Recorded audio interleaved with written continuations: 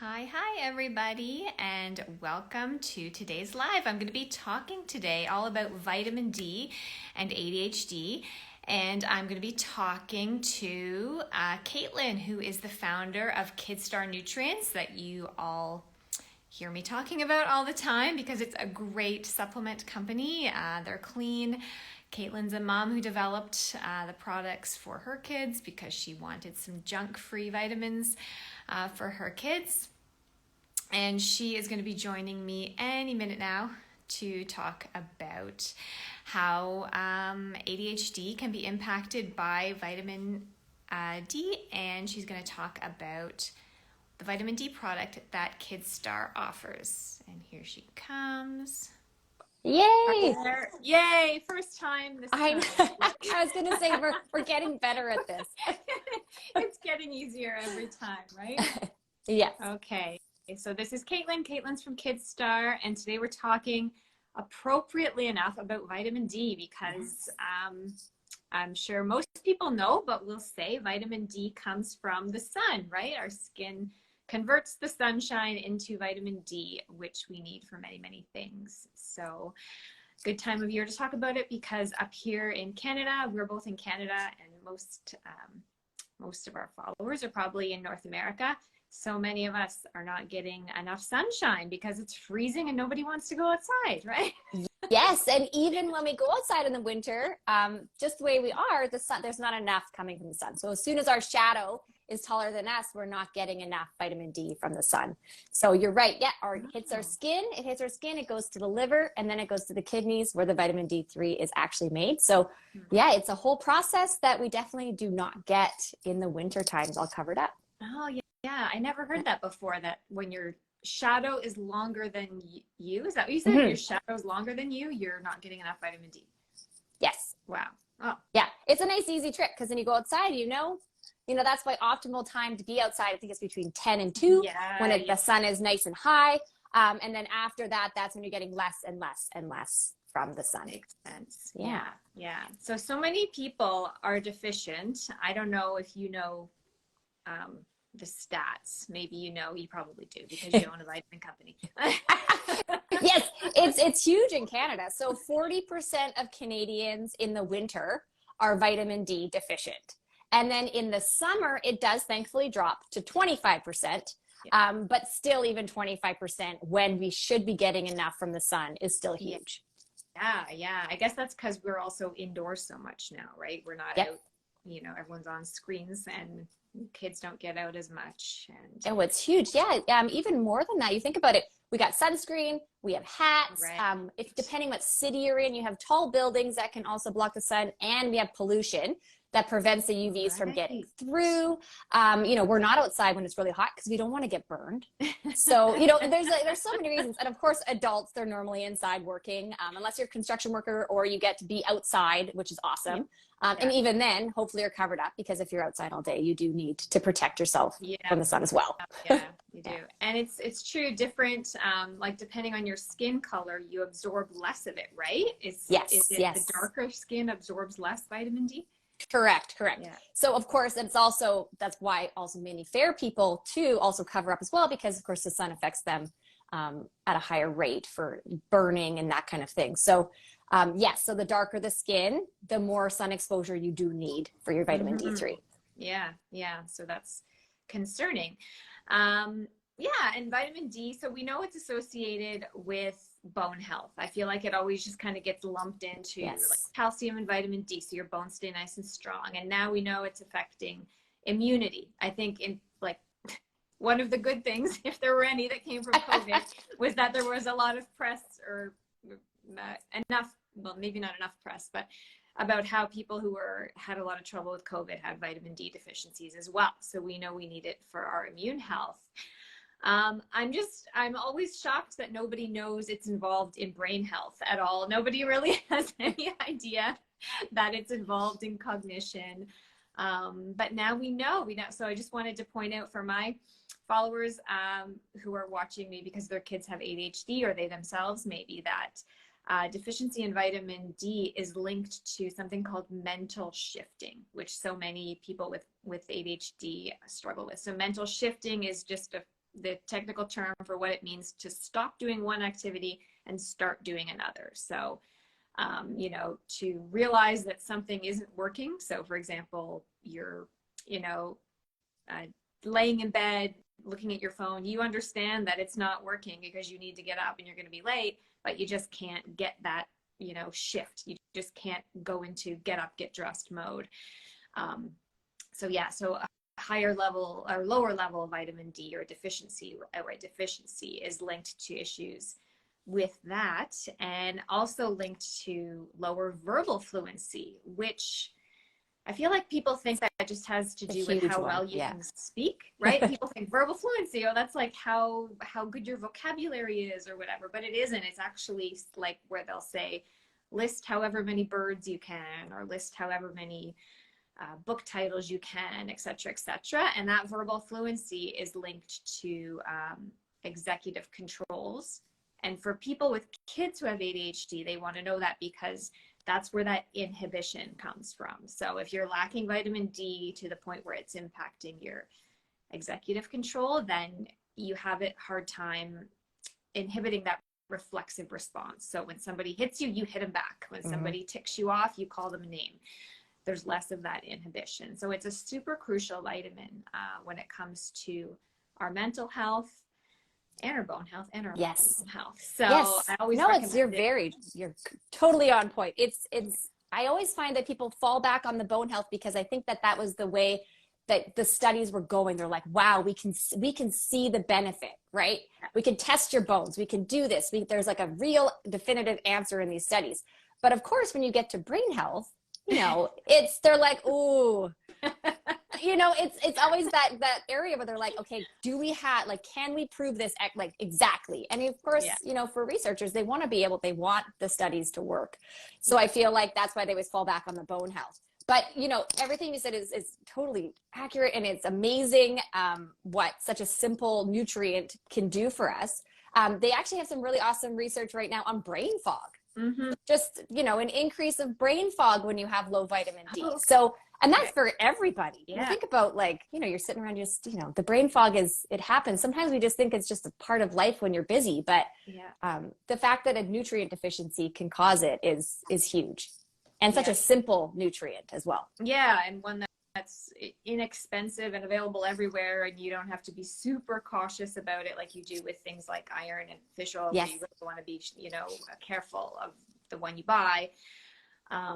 Yeah, that's interesting. Yeah, I feel like a lot of the original brain research on vitamin D was dementia related, right? Because they were, you know, why do we have so much Alzheimer's? Why is it more here in Canada? It must be vitamin D.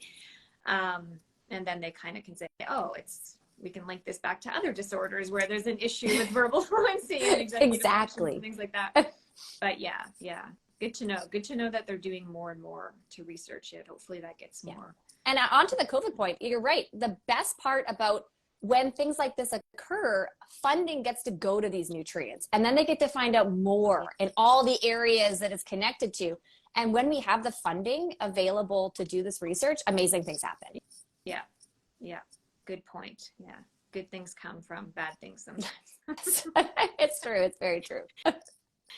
So I wanted to ask you, because you're more expert on certain things than me, obviously, what is important in a vitamin D supplement? So you have the spray there. Do you have another form there, or do you just have the spray? We have the spray, and we also have it in the multi. Oh, right. Yeah, okay.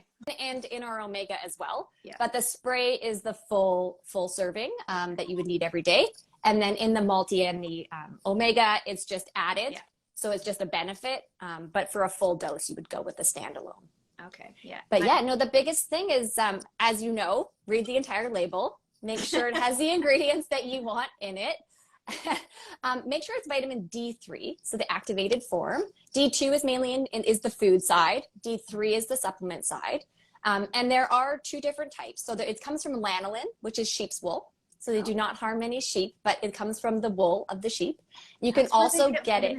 Yes. Okay. Yeah. Yeah. So it's vegetarian, not vegan, if it's from lanolin. You can also get vitamin D3 from lichen and some algae. Certain certain brands do have it. So that would be the vegan form. Right. Those are new to the market. Sometimes they do a little bit more costly, just the way that's been manufactured and of course the ingredients. So vegan, vegetarian, those are your two options. And then you know what? The big thing is that what you're taking it with. So our vitamin D3 is in a fat, so it's in MCT oil. Okay. And because vitamin D is a fat soluble vitamin, it helps with absorption. Okay. So that is a big important point when you're purchasing a standalone vitamin D3. And if you are purchasing one without a fat, make sure you're eating fats as well when you're taking your vitamin D3. Yeah. Is it better, do you think, to take it, even if it's in that fat, is it better to take it with food because there's more fat to help it absorb, or does it really not matter, do you think? It doesn't really matter. We always say with vitamins, especially with kids and people who are hesitant to take supplements, take it when you remember. Yeah. Because it's better than not taking it at all. Yeah, I say the same thing. I'm like, maybe it's slightly optimized, but if you're not going to remember to take it at lunch, please take it first in the morning or whatever. And my kids really love the spray. We always have that. I have to get a new one. Actually, I noticed it's not, it's too low now, but it's like, it reminds me of like Banaka from the, from the 80s and 90s, the spray. But it tastes, I'll tell you, if anyone's never tried it, it tastes a lot better than Banaka. It tastes like orange juice or something. Yeah, it's like a creamsicle taste, but it's just more fun. You know what? Being able to spray, you know, each kid, adult gets 2 sprays, kids get 1 or 1 to 2, depending on what you're doing. And it's just nice and simple. Move on. You know, you're done. You're done for the day. You don't have to think about it again. Yeah. Yeah. And is it, sorry, how much is it? So for a kid, it's 500 IUs and so that's why you're saying 1 spray for a kid. Yes. So your kids can take more, obviously. And lots of healthcare practitioners do recommend a higher dose than the label. Yeah. Of course, the dose is the maintenance. So 1 spray is 500 IUs, and that's for 0 months and up. And then adults are 2 sprays. So that's 1,000 IUs. Okay. International units. Yeah. Okay. Good.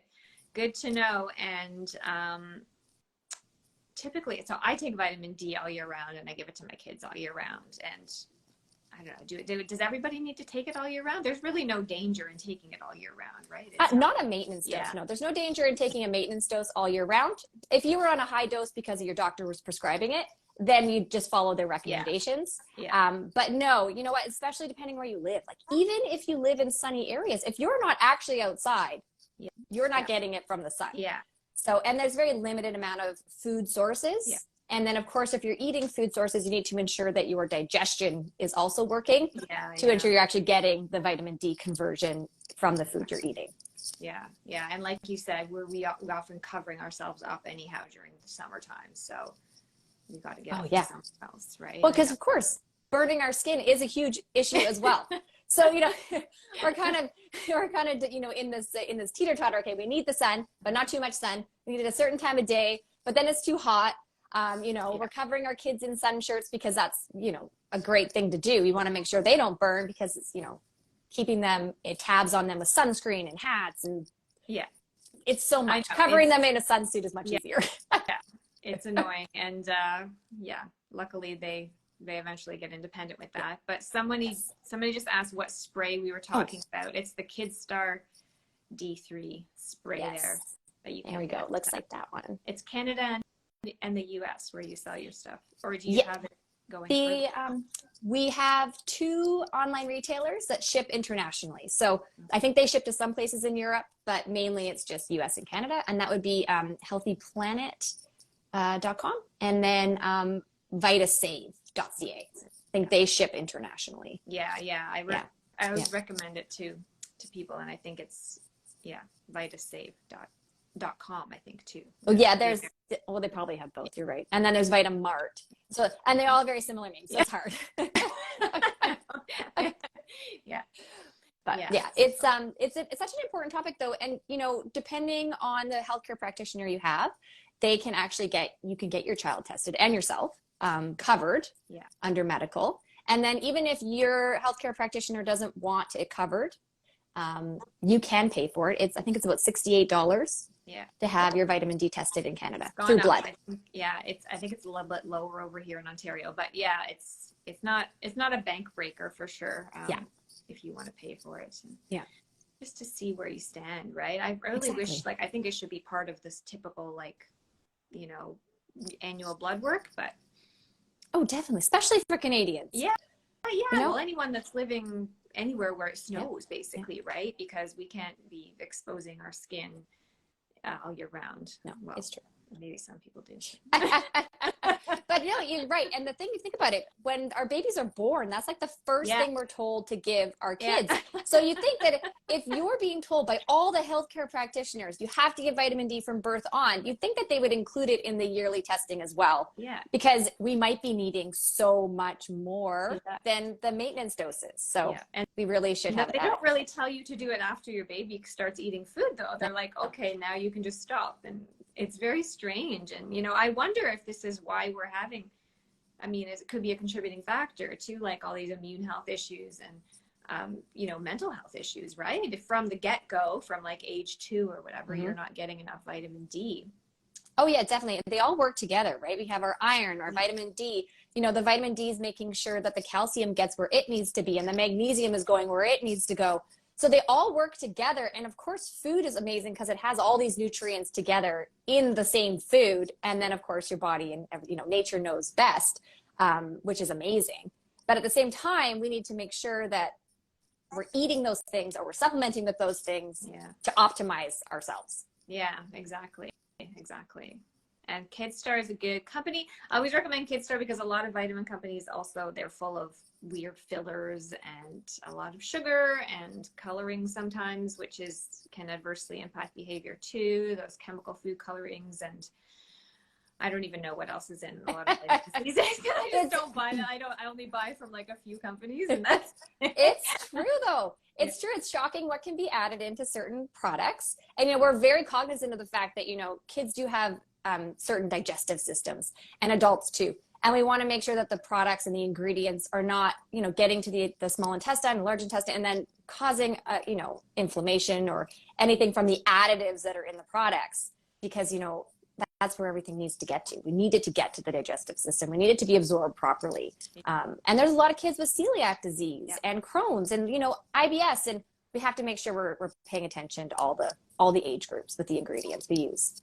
Yeah. And the different forms as well. Different forms are absorbed better. And a lot of people are taking vitamins. And I always tell them, like, if you're taking crappy vitamins, you're literally just flushing money down the toilet because they're not... It's true. Yeah, and you know what? That is the most amazing thing about vitamin D is that it is one of the least expensive nutrients you can purchase, and it does so many amazing things. Yeah. So it's definitely a must-have. 0 months all the way up. You know, there are more people. Some people are more at risk. You know, people that are living in long-term care homes because they're obviously not outside as much.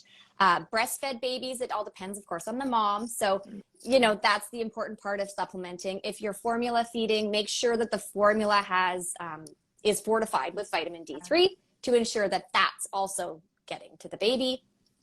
There's just, you know, there's a lot of factors which are really important to look at.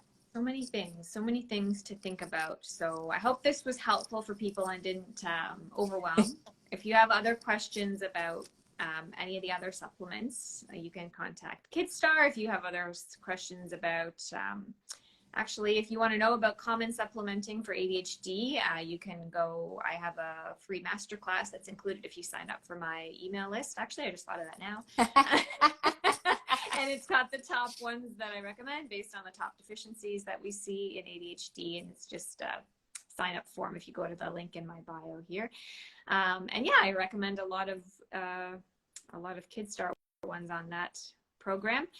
But yeah, a few other ones as well that you guys don't have. You don't have probiotics yet, so not yet. I'm no, waiting. we're looking for specific strains to bring. Yeah. Well, thanks, Caitlyn. That was very informative. I learned stuff as usual. Likewise. Yeah. And yeah, we'll do another one of these on a different nutrient at some point. That sounds awesome. Okay. That's perfect. Have a great afternoon. You too. Thanks. Bye-bye. Bye.